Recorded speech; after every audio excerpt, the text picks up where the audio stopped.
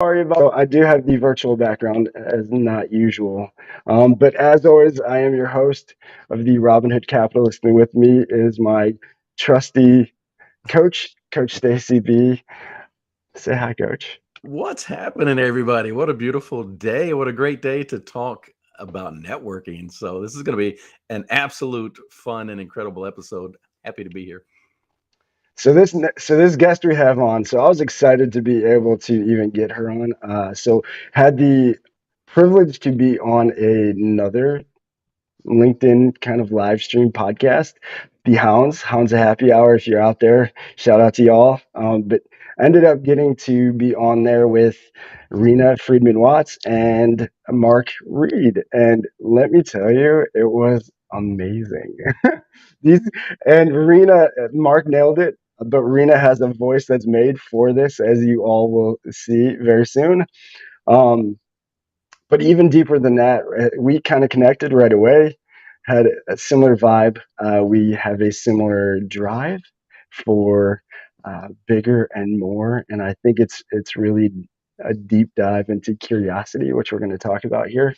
But it's I think what makes her amazing at what she does. Her background she'll get into, but she reached out to me right after the show. We connected. We had like a maybe 20-minute talk, and then the next thing I know, she was just connecting me with amazing people, and I'm like, whoa, what is going on? I And think I think our friend Bob Berg would call her a go-giver, right? She was giving. bingo, and that's what I just she had that right off the bat. And I thought this was the best time because I think where we get stuck, especially as small business owners or startups, is we know that the world is on us. And so we feel that we are on an island alone.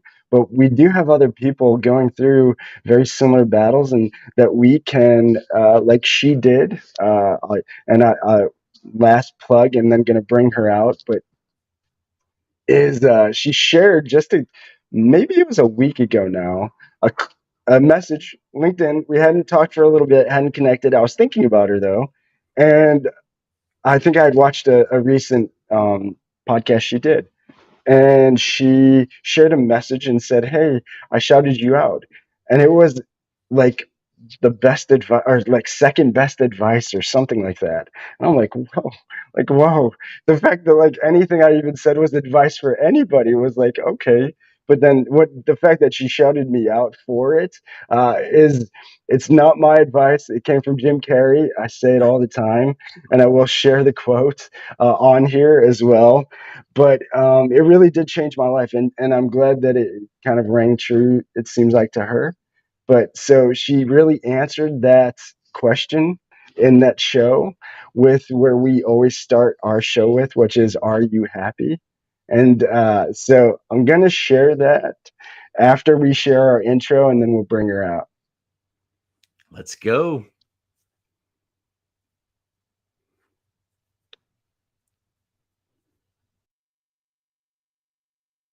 I'm always on the red eye. This time around, it's not even about getting paid.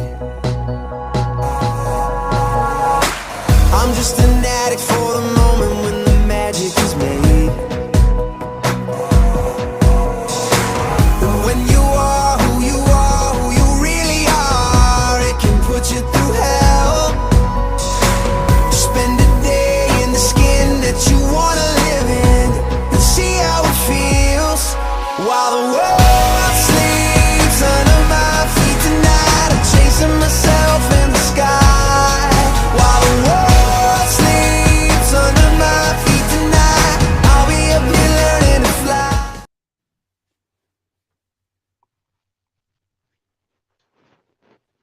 All right, y'all. Now I'm gonna show that clip, and then we're gonna bring her out because she answers this question of how we start the show, the Robin Hood Capitalist, every time.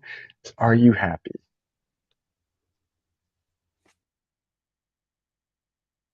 Everyone usually asks, what's the wisest piece of advice or what's the most bullshit piece of advice you've ever received? But what is the second wisest piece of advice that you've received that has stuck with you in your career? See, I came prepared. I came prepared for this. See, you listen I to my wrote show. something down. I was just having a conversation today with DJ Flores. I'm giving him a shout out too. And he said, I wish people would get everything that they want so that they would see that it's actually not what they want. I really like that. How can we be happy? It's the little wins along the way. Like, I feel like today because I got on the treadmill before I had coffee. I feel like I won today because I didn't miss any meetings yet. I feel like I won today because I'm doing what I love. See, I like it when people come prepared and they actually watch a couple of. And let's figure out doing what she loves, Reena Friedman Watts. Woo-hoo. Heck yes. Can I share a little win? So today I've been doing a lot of back-to-backs and I made it to this where we could do this and I'm so happy. And my kids are out of school tomorrow for the summer. And I was like, I want to get DJ in because we haven't talked in months. And my little win is that I went to my kid's 5th grade graduation. He's now entering middle school. It was so inspiring. I got to be there for like 30, 40 minutes. Then I rushed, I did a coaching call and bam, now I'm on this with you. Woo. So I am doing it all, baby. Yes, you can have it all if you surround yourself with good relationships. See? No, that's a good day. That's right. A good day. Oh my goodness. Come on. Coach, where do you go from there? Were you expecting that out the gate? No, she brings the fire right off the bat. I love it. She sure does. So Reena, obviously, I didn't even you do such a good job of being so humble of your background that you don't share enough. And I loved a few of the recent shows I've seen you on that you got to deep dive more into your background. And I love that, especially a recent episode I'll share in the comments and stuff, but was with Scott Carson. And it was like 6 months ago, I think. And it was amazing. And you went into some things that I loved that you talked about, but give a highlight if you could over the next maybe 8-10 minute just highlight of where you started, how it started all with the first show, what kind of the trouble you went through, and then to reinvent and I'll kind of go deeper into that. But yeah, just share it with everybody. 8 to 10 minutes. Oh my gosh. Let's do a little back and forth, but I'll give you a highlight reel. You got it. Oh my gosh. Well, it's really sentimental now, actually, because I got my start at the Jerry Springer Show, and that was my first job out of college. And he recently passed away. I think it's been a little over a month ago. And what's so truly amazing is that during the pandemic, actually, a music teacher who rejected me from the high school that I wanted to go to. But then my dad went to the head of the music department and was like, what does she do to have to get in here? And I swallowed my pride. I took music lessons. I learned how to sing in a foreign language. I re-auditioned and he let me in. I think this was probably like first time in history for this guy because he was a stickler. He just had a program and, he ran it the way that he wanted to. And he was like, God, like, people traveled from all over the state to go to this school. And I didn't read all of the fine print. I just went in there with lots of passion and sang a song that I thought was good and I didn't make it. Anyway, so I ended up re-auditioning and getting into the school. During the pandemic, I stuck it out with this program, let me tell you, for 4 years. 4 years that I felt like I never really had gotten accepted because he didn't accept me that first time. And I always felt singled out. I never sang out too much. I just wanted to blend in, but I loved being around the talented people. It like turned something on in me. Anyway, during the pandemic, he passed away and I never got to thank that guy. And so I was like, who else I want to thank? Jerry Springer, man. I talk about that guy all the time. That was like boot camp. I stuck that out for, 2 full seasons and then the start of a 3rd season. And he made an impression on me. That show made an impression on me. And I want to interview him, thank him, see how much he actually knew about what we went through. And he granted me that. Actually, his publicist that I kept in touch with for 20 years, she granted me that. Linda Shaffron, God bless that woman. I had asked her, it was a yes, no for about a year and a half. And I finally had the right opportunity where this reality star had reached out to me. And she said that she wanted to do a podcast swap with me, I think because I had worked on Baby High. I was a mom of 4. She was a mom of 4. She was launching a new show. So I reached out to Jerry. I was like, look, if I can get you eyeballs, it's now. So please give me the interview and I'll interview it when she's going to promote me. And so I kind of played them off of each other, Kale Lowry. And I said, hey, I'm going to interview Jerry. Can you like promote me when I air that episode? And it worked out. And I got to interview him. And I was only supposed to get 20 minutes, but I got an entire hour. And it was so real. And it just, oh man, it felt like a God moment for me. Afterwards, that's literally what I said to myself. I was like, man, thank you, God. I don't know why you gave me that, but I didn't get it with the music teacher and I got it with him and it felt so good. And so started at Springer. I like that. So, and what kind of things were you I doing? love that.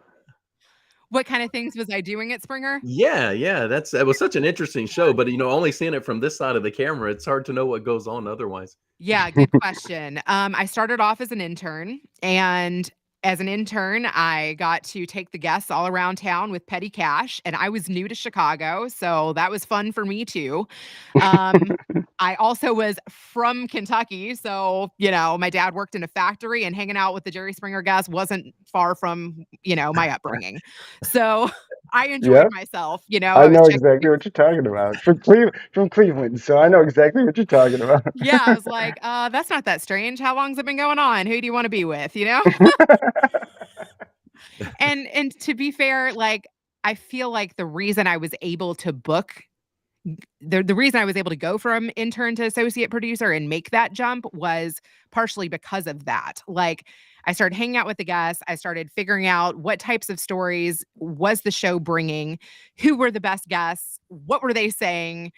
And then I got on the phone and started making friends with them. And I really didn't judge the people on the other side of the phone. I made them my friends. And honestly, people told me that sometimes they came there to meet me just as much as they came to meet Jerry. And so I went from intern to associate producer to producer in one season. So that back in, 2001 was like literally from 0 to 80,000, which is insane. Yeah, I went from wonderful. sleeping on an air mattress to living on the Gold Coast. And I produced a show a week for, an entire year. And that ended up getting me into the Producers Guild of America. And then I moved to LA, kind of at the forefront of reality TV. And I didn't really know anyone except for an ex-boyfriend. And I ended up taking an executive assistant role to 3 very seasoned producers that gave me my first shot. And I saw a whole nother side of the industry where I learned the accounts payable. I learned what a budget looked like for a feature film. I learned how to location scout, and I worked for a small special effects animation company. It was run by 3 brothers. They really let me dip my toe into a lot of different areas. I networked like crazy, and I went from there to working at VH1 to then landing a post-production supervisor on 911 for 3 seasons, going to all kinds of red carpet events. And I worked my way back up in about 3 years to that Jerry Springer salary, So it was a hell of a chapter. It was amazing. Any questions around that? So yes, yeah, when you started as an intern, like did you have a path like this laid out, or did it all just kind of appear as you went? Yeah, that is a great question. I definitely did not have a path laid out, so much so that I thought it was just going to be easy to land another producer role. I literally quit Jerry Springer with 0 backup plan. I was just like, I feel burnout. This guy just asked me, how can I live with myself? I'm not quite sure. I think I'm going to go move to LA. Yeah, like 0 path planned. But that is a beautiful thing about being young and hungry. Yeah. If, I was always encouraged to follow my gifts. I was always encouraged to do what I love. My dad gave me that, and he followed me with a big stick. Talking about that. Talking not about the big stick, but about your dad. I did want to plug that. So for all of you who don't know, she is and does an amazing podcast called Better Call Daddy with her dad. It is I love the relationship, and I think I shared this with you, but I love the relationship you have with your dad. I hope that my daughters, I'm trying to breed, and I'm going to obviously, hopefully, by working through you, get a plug to your dad to find out how he built this amazing relationship. But I want that with my daughter. So I love he's super smart, has amazing wisdom, and just really I love that you wanted to share that with everybody. I have found, oh my gosh, that my dad's 2 cents at the end of every episode when he weighs in on the episode is literally a gift to my guests.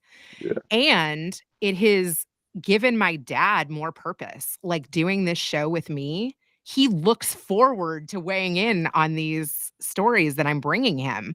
He'll call me and he'll be like, "Do you have another episode?" I'm like, "Dad, the but he's like into it now, and his responses and what he's able to digest from all of these people that I'm bringing into his life has enriched his life. It's amazing. Like that is an unexpected beautifulness that has come from creating a show. Is he still in Kentucky?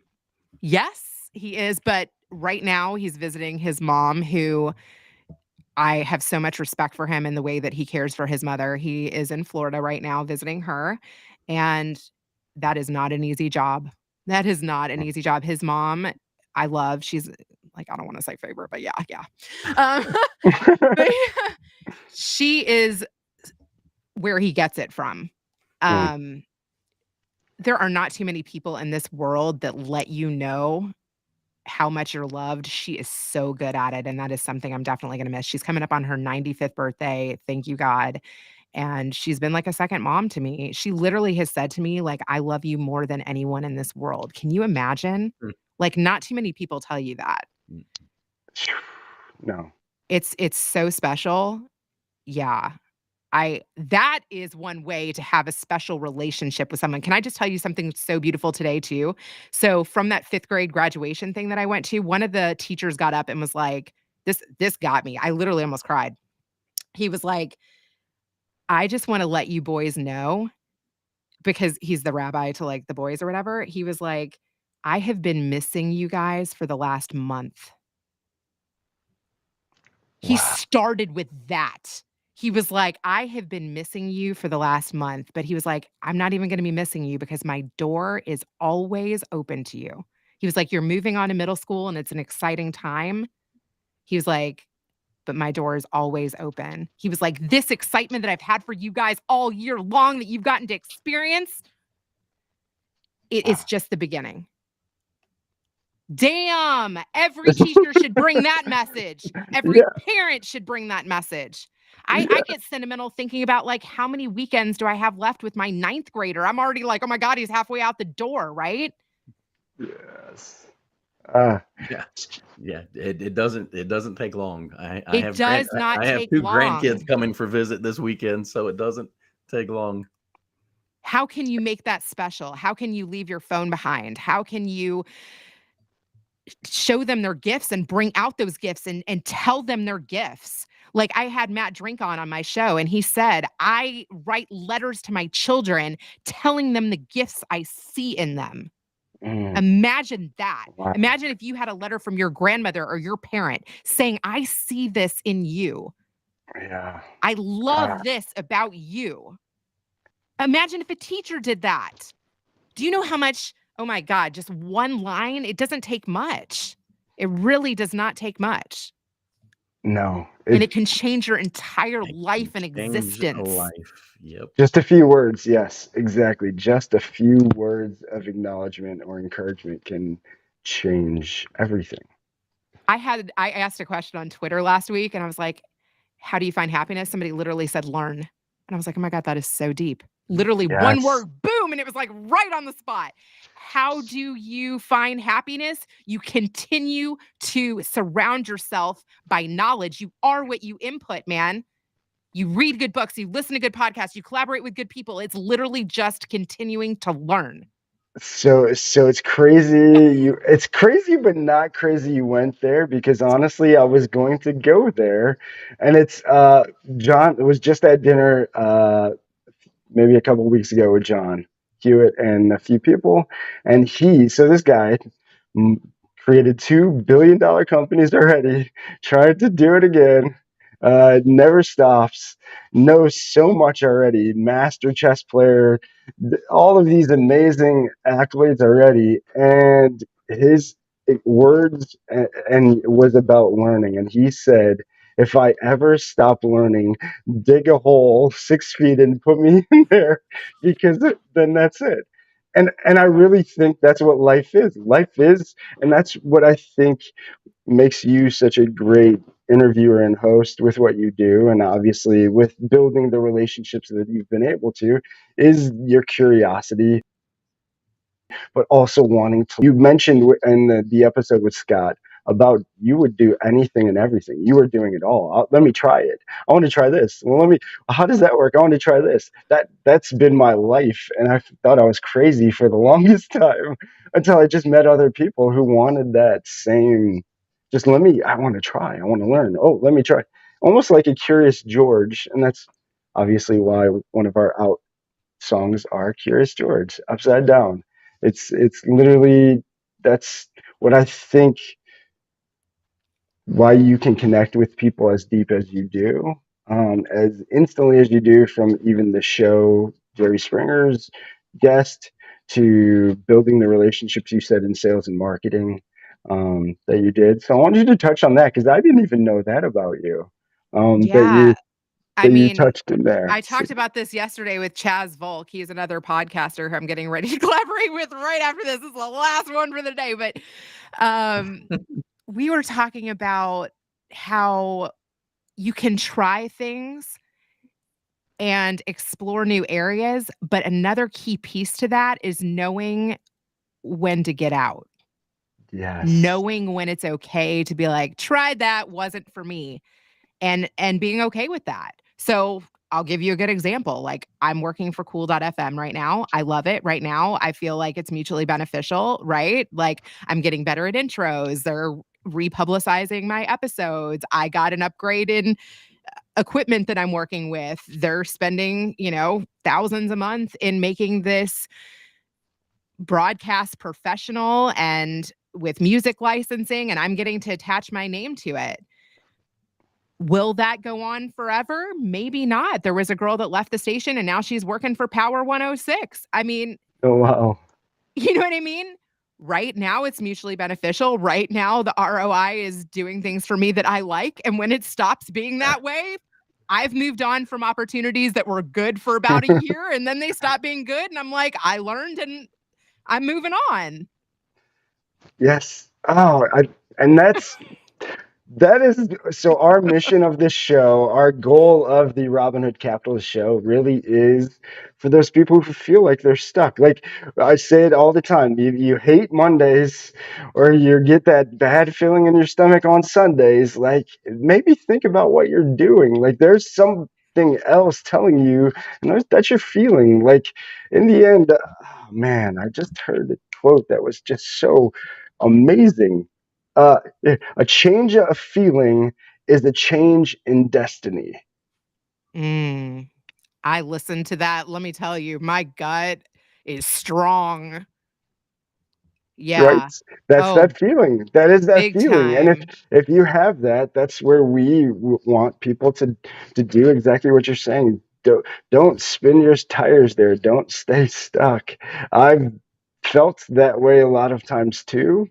And I think that's also where we can sometimes hit our comfort zone, where we forget to keep learning. We think we know it all already. We already know all the answers, and it's like, no. And something always comes and smacks you like, no, you don't know everything. And I think that's the greatest thing about John Hewitt, really is. I mean, this guy's done some amazing things, but to hear him say, uh, learn. I need to learn. I want to learn. I'm learn, and you could see his curiosity with just wanting to ask and talk and be willing to take a conversation with anybody is a true just wanting to learn. nugget can I get from this conversation? And I've taken that and latched onto that, and have been running with that hardcore. And I think you've done an amazing job with that too. Go deeper with, I guess, what is it from just really connecting on a level like we did after the show in your career, that it started that way, but then led to something deeper with maybe Nanny 911 or something. Was I there just any wanted to add one connection? more thing to what you were saying, and then I'll go to Nanny 911. But yesterday, or a couple days ago, I interviewed Lisa Zarodny, and she's another podcaster. I think if you are in an area like podcasting, you want to talk to people who are 50 episodes in. You want to talk to people who are 100 episodes in. You want to talk to Yeah. somebody who's 1,000 episodes in, right? You want to see, what are people discovering at the beginning?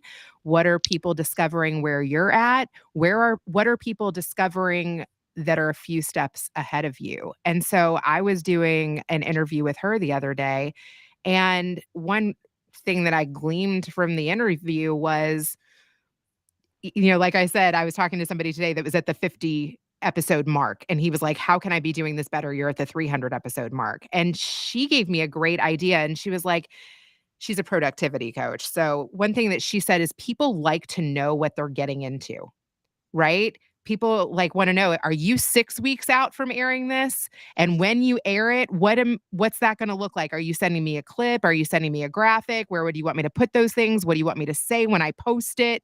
Right? Yep. So when I was Yeah. talking to this guy at 50 episodes, I was like, oh my God, I might have sent him the clip and I might have sent him the graphic, but I certainly didn't tell him what to say, where to put it. Right? Yes. So the more, even with coaching calls, right? Like, if you let them know, like, are there a couple things that you would like to discuss? Is there something that's more pressing than others? Are there any examples of something that you might want to see beforehand? Right? Yeah. Yeah. So, I'll tell you, even shows I've been on, some people have sent a list of these, and I'm like, hold on, whoa, I never did that. Am I doing this wrong? Like, what is going on?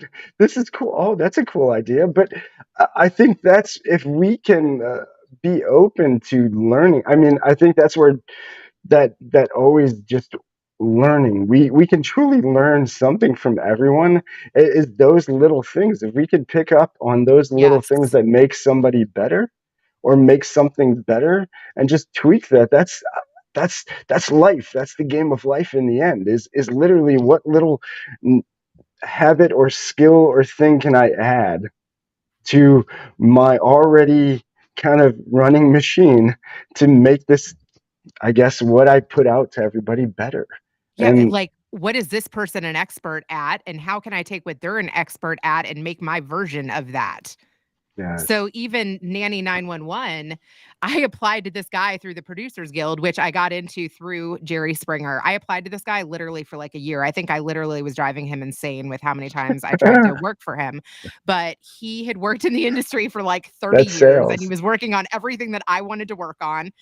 And so finally I cut out the fluff, man. I cut out the, the nice cover letter and the like trying to like, butter him up with like talking about that he's working on everything that I want to work on. And like, I cut that completely out. And I literally wrote him like, Bill Clinton's no longer looking for interns. This job sounds like fun. I just got super witty and like straight to the point. You know what I mean?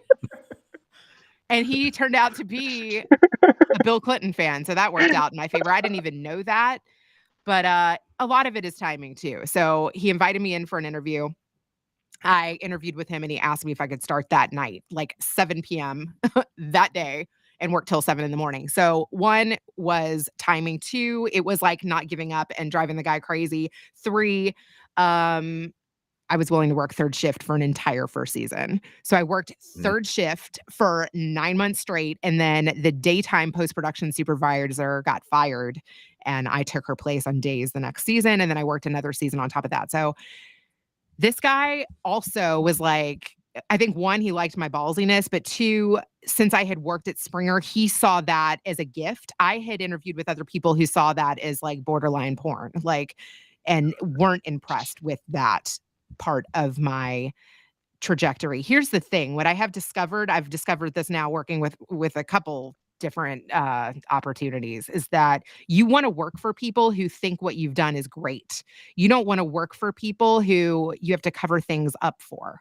So the fact that he loved that I worked at Springer, that was like my people. If he would have been like, why didn't you say that you worked for NBC or Universal, right? Then you might want to be like, maybe that's not my people. So there were times in my life where I did try to hide parts of myself just to work with influencers or just to work with cool productions. But the ones who actually like that you've done that work or can see the good in the work that you've done, they're actually the better people to work for. Yes. I love That's I love that you went to being genuine and authentic and yes. being the real you. I think that is where we're stuck. We've been bogged down to this degree that everybody fits in a certain box, and once you get placed in that box, that's what you are. But uh, we all are different in many different ways. Also, don't And be so Yes. be desperate. you. Be Don't be you. desperate. Like, Yes. just because you want something and it seems so cool, it might actually not be. So, like, be selective.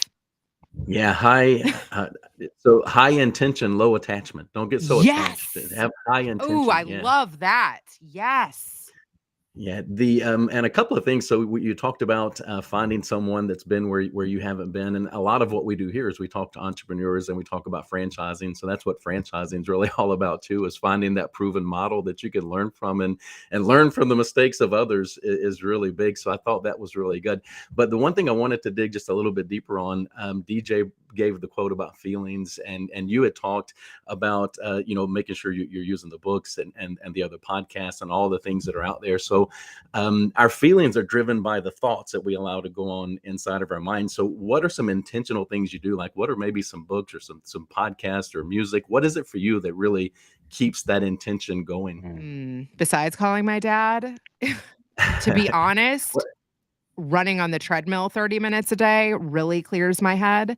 And a lot of times I was trying to like cram in podcasts while I did that, because I do have very little time to like get inspired. But I'm actually finding that giving myself a little pause, and if I'm going to listen to anything on the treadmill now, it's music and just letting my creative juices flow while I run for 30 minutes.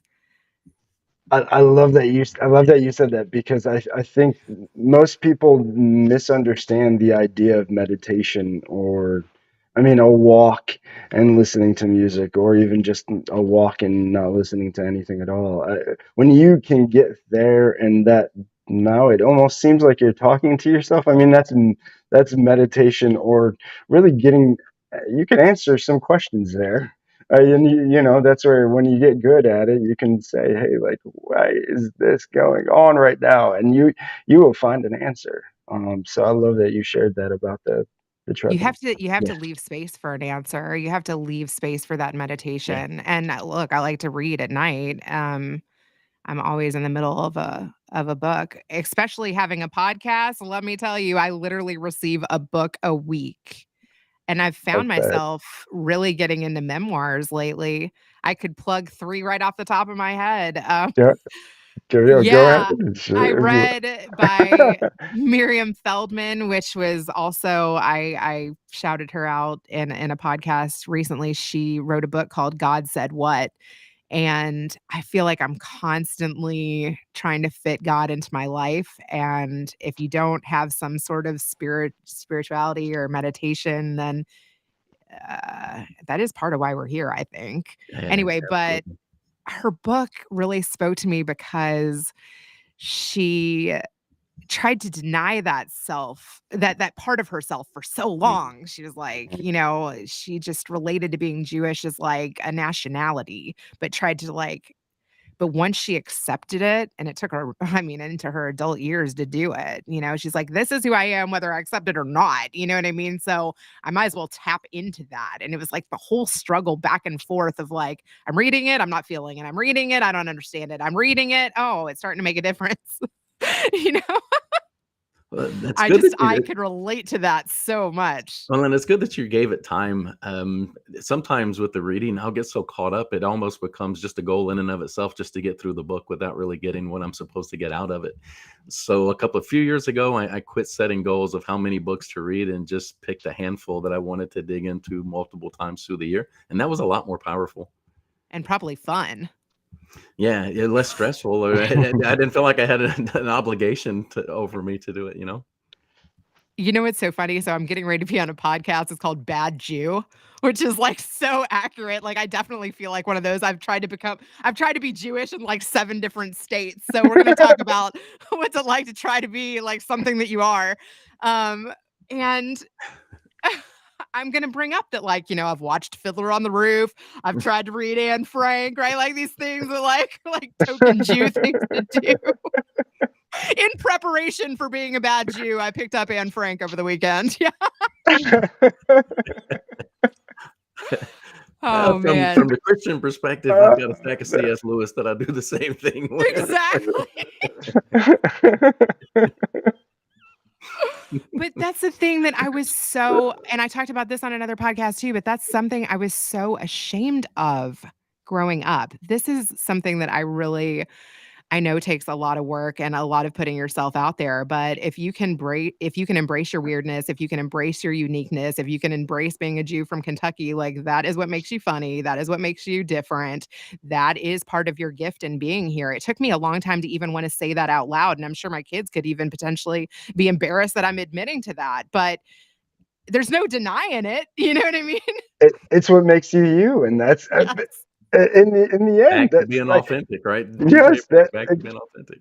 exactly. Like that's what it's all about in the end. When you are the real you, like I mean, in our intro song, I mean, it talks about that. Try the skin you really want to be in for a day. See, like, paint the picture of everything you imagine that you could be or want to be or think you want to be, and do it. Try it. See how that feels. If it feels better than what you're doing right now, there's telling you something. You probably should start chasing that.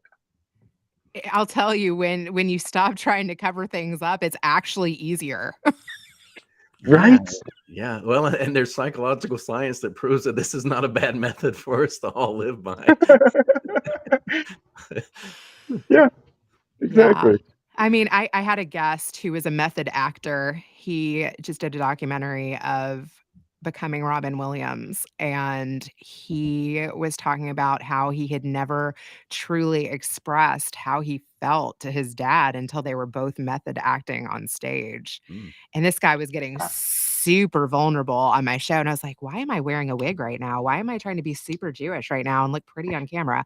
And I literally took the wig off during the interview as this guy was crying. I was like, this is the real me. Wow. Yeah. Wow. Good for you. Yes. Yeah. Good for you. What a story.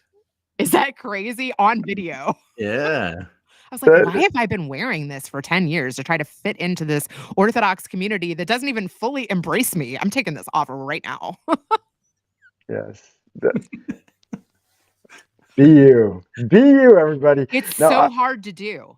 There's so much judgment out there. And to be honest, people who keep going and keep exploring and keep sharing more, I'll tell you what, the people that I have on my show that are open books and are like, I don't care, you don't have to edit a thing, they're my favorite people. Yeah. I have those types of people on to help me get to where they're at.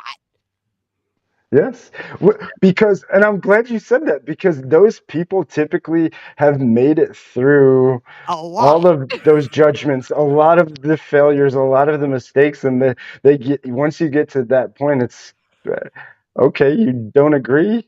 And John Hewitt is probably a great example of that. I mean, he is very who he is and very strong on that, and like it is, and I love that. That's what I love about him most, actually.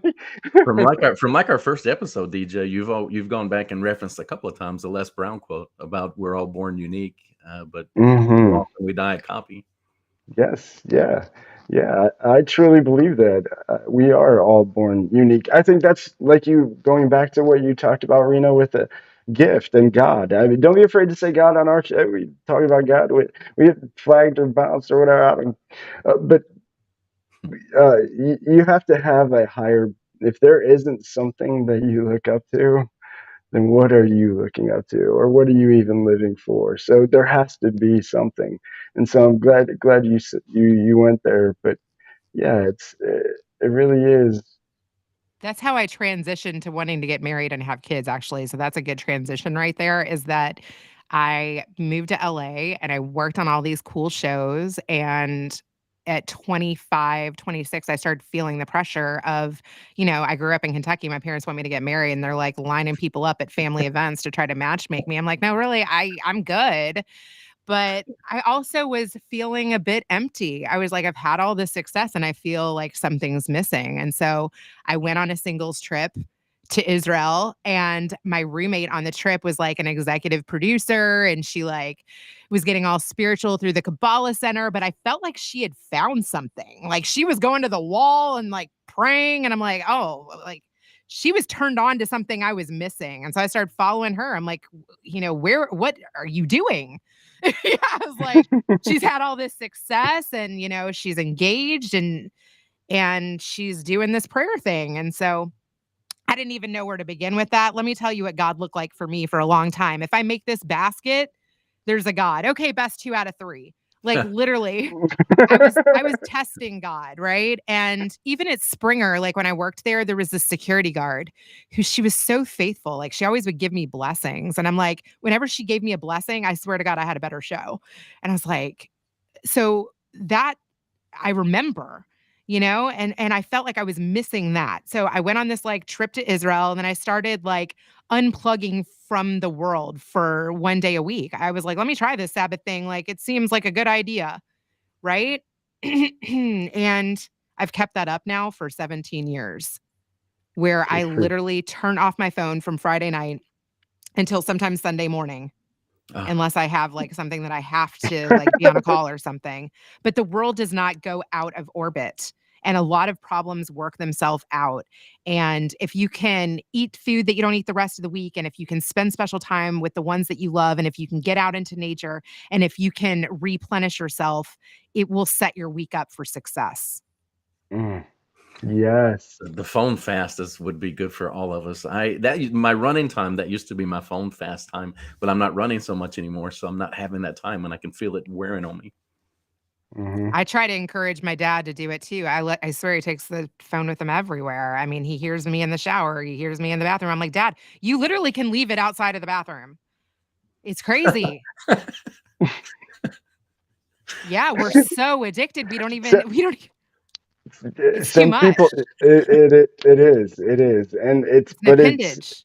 it's a distraction, is what it is. In the end, it's made to distract us from learning. It's So there's been so many good things made to already. distract us from growth. The most amazing thing thus far is that there was a godly person casting blessings at the Jerry Springer show. That's Yes. amazing. It's Right? so crazy to the point where if she wasn't there, I had another like church-going friend that I would call if I didn't see her, and I'm like, "Dude, she's not here today. I need a word." Yeah, like I noticed a difference. It was so crazy. Like I don't know if it was just like it changed my mindset or whatever, but I felt, yeah, like more secure going into the show if I saw her. It was so crazy. Yeah, That's there was like a godly moment at That's Springer. cool. that is cool though. But it's those little things. And so I'm going to bring up the actual quote from Jim Carrey. We'll dive into that because you mentioned about going uh, to LA and the different world there, and now you're in Houston, and so you've experienced different places, and I want to dive a little bit more into that. But this was the actual quote. Oh, nope, that's not it. That's a good one. Good Sorry. one. That is a good one. This is it. This should be it. I think everybody should get rich and famous and do everything they ever dreamed of so they can see that it's not the answer. And that was something that, again, being from middle America. Yeah. where it's different, and I didn't really even understand that until being even in Virginia Beach now, where I'm at. Had a lady who I met who has a magazine that came from San Diego. So the other side of what I think is another level of the society, or whatever you want to call it. Um, but she was funny because coming to Virginia Beach, she said to me, she said, I didn't really know where Amish people and like horse and buggies existed until moving to Virginia Beach. And I'm like, what? Like, this is nothing like Ohio. Like, you should see Ohio. But being from Kentucky, from Ohio, like, we've seen things and you've seen things, and it's been different in Kentucky, I can guarantee, than in California. I And then just it's had been my first very different. matcha like 2 weeks ago. Yes. Really? That's funny, right? Yeah. I Yeah, just had that my is. first matcha and they're so good. Now I tried it iced. I'm expanding my Yeah. likes. It's so crazy. But little things like that. Yeah, I don't think I ate avocado until I was like out of Kentucky. No, I didn't know what an avocado was. That's so funny. Just little No. things like that. But yeah, I forgot what I was going to say about your quote. Um, Oh, it was just about getting everything that you wanted. I mean, yes. so you've experienced that. I mean, you've been working with people who get the instant fame of reality TV from the MTV world and the VH1.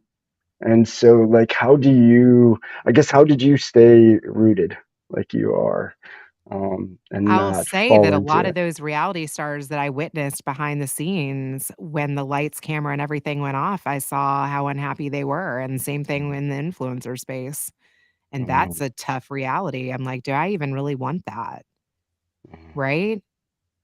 Like, I feel like that's also a trap that podcasters fall into is like they want this instant fame too. They want mm, instant followers and, big followings and they want to monetize their show. But I'm like, how many people are you continuing to build relationships with? How many people are reaching out to you that you're changing their life? How many people are introducing you to other people? Like that, I would more judge my success upon. yes. I couldn't Yeah. even honestly manage much more than the introductions that I'm currently getting. You know what I mean? So there's that too. Like, do you want to be a collector of people or do you want to have genuine relationships?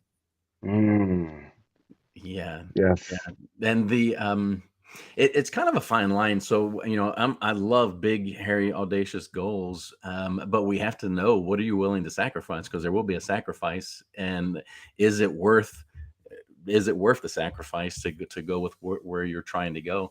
And as I'm working, and I don't know if you see this as a coach too, but a lot of the folks I work with, most of the time what we spend is just trying to clarify, what do they really want, what life do they really want to live, because they're spending so much time on the business or the show or whatever it may be, that they're forgetting that there's a life to be lived, and it's a very short one if we're not careful. I love Mm, that. And I think it's mm, really important to do intention checks. yes. What is the intention behind what you're creating and what you're doing? I- What are you If really trying to accomplish here? Yeah. I think that is the secret to life, really. I think if we can truly be intent, and I think it's impossible. I mean, we're human.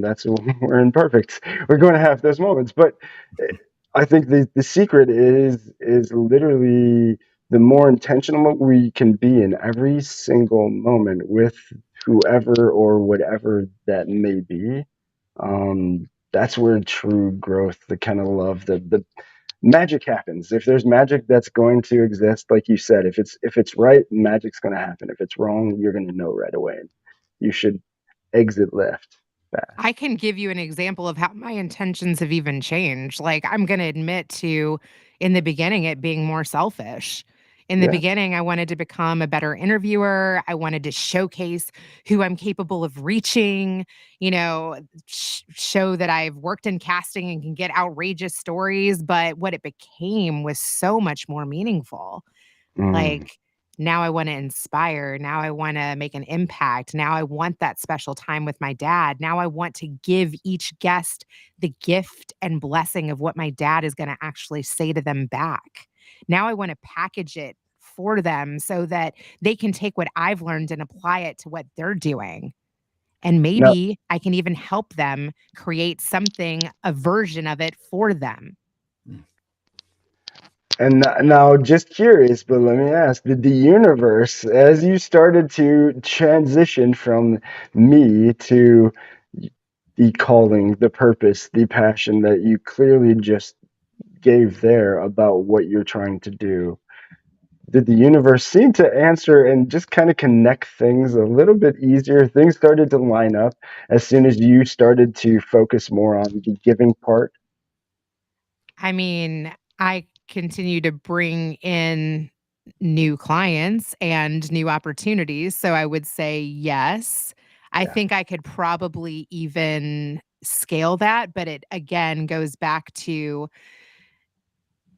intention and what yeah. do I want to be doing? What do I want to be doing? Part of my brand is that I'm a mompreneur. I have 4 children and they come first. Like I said, today I started my day with drinking some orange juice and tea with my 5th grader. And my whole world isn't just wrapped up in becoming an influencer. I'm good with 1 or 2 clients and actually making a difference for 1 or 2 people at a time. For me, it's not 100% all wrapped up in that. Yes. Yeah. Yeah, I agree. Oh. So, I Coach, like to any know that I'm making a real difference for the people that I do sign on with. And I think yeah, when you try to scale too quickly, you can lose sight of that.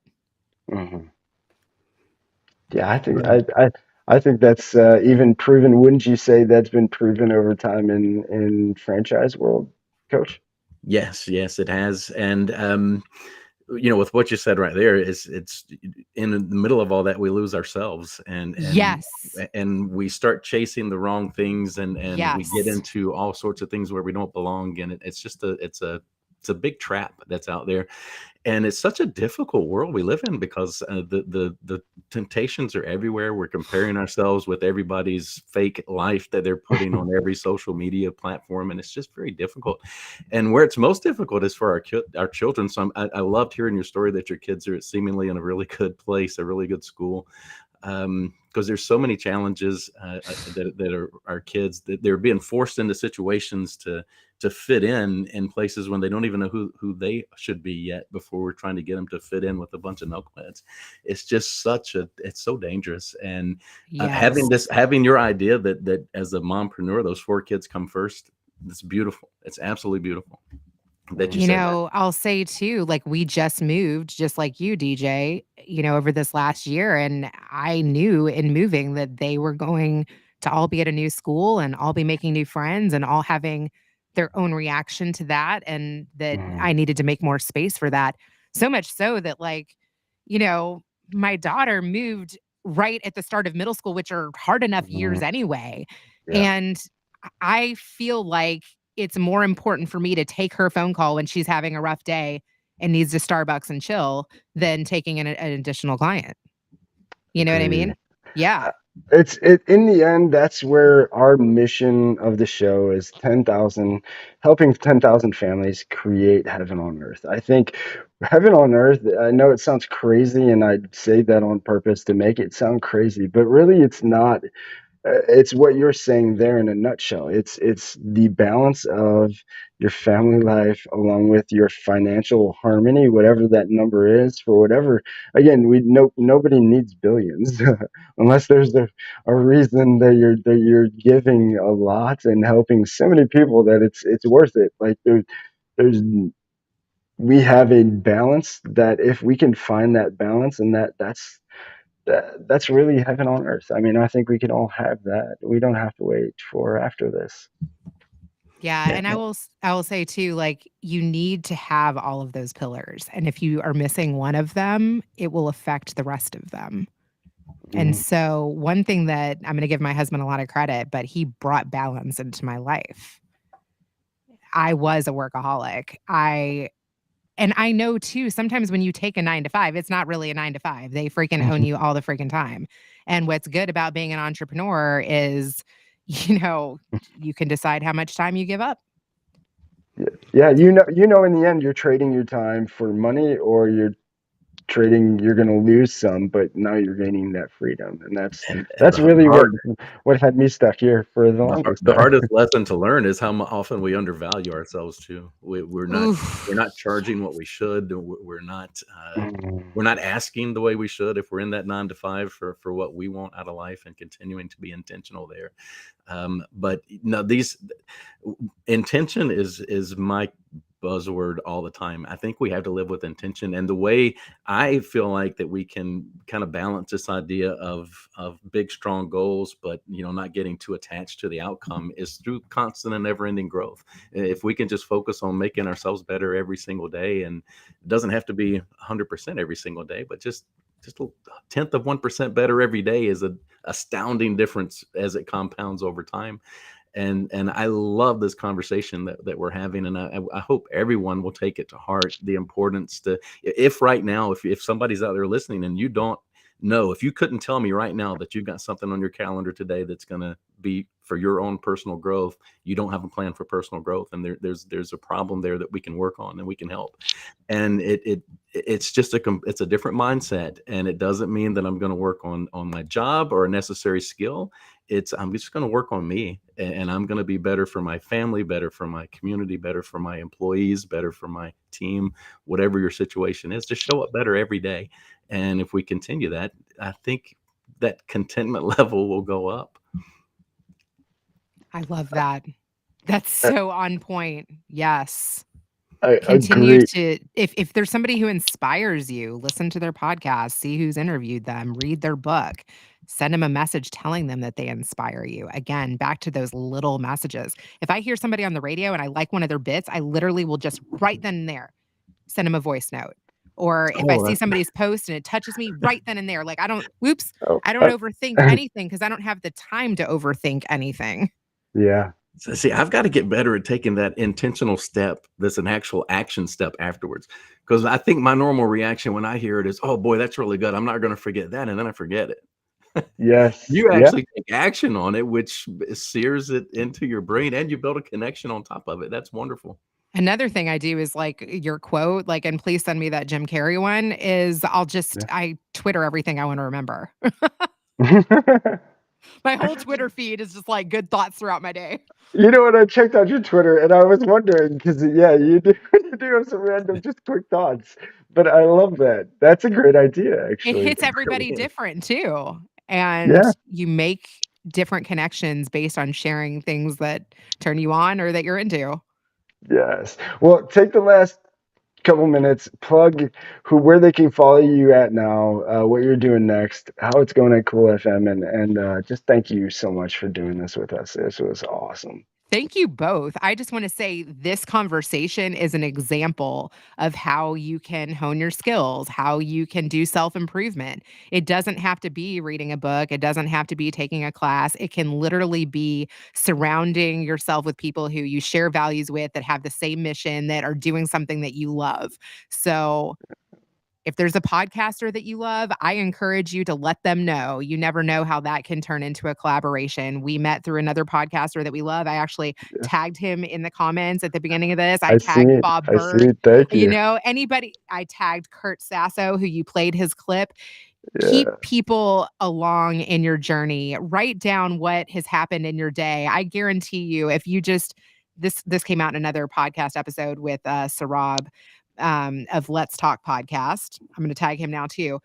But if you 5 minutes a day write down a detail or a story or a quote or a conversation that you've had that's inspired you, just 5 minutes a day, once a week even, that will compile, right? And that will make you better, and that will bring life and joy and make it more meaningful. So just try to do that even. You can find me at bettercalldaddy.com. I have recently won a reboot from Namecheap where they redid my whole website, and it's amazing. And I'm working on keeping that up and blogging and getting better. It looks amazing. Check that out. BetterCallDaddy.com. You can find me on y'all all the better podcatchers. And then Sundays from 6 p.m.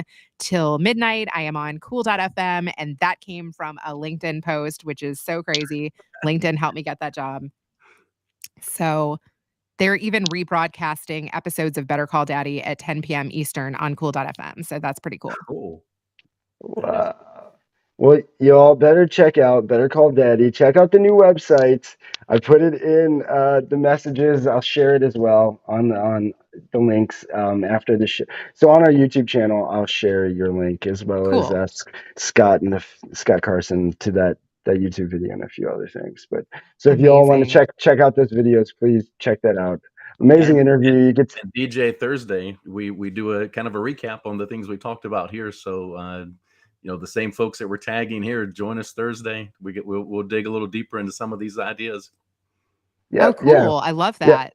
Yeah. So what we do, Reena, is so Tuesdays we have our guest, an entrepreneur and some sort like yourself, and then Thursdays, Coach and myself will break it down and just really certain things that we liked of that you did or mentioned that you do well. We'll deep dive into that and how it can really help people in entrepreneurship, starting a business, just personal development or leadership, self-awareness, and entrepreneurship is really what we're focused on in the end.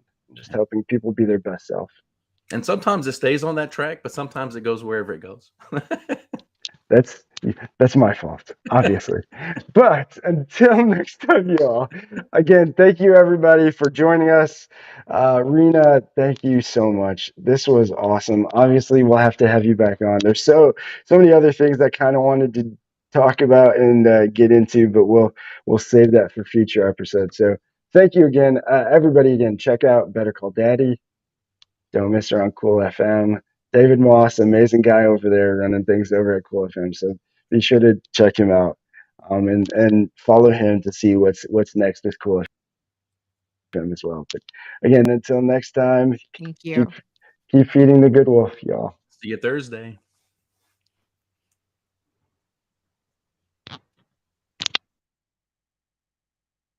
Lavishness can't give me anything that lavishness can't give me anything that I need. Give me the new money. Give me the new money. Another check won't do it. Another watch won't prove it. You can't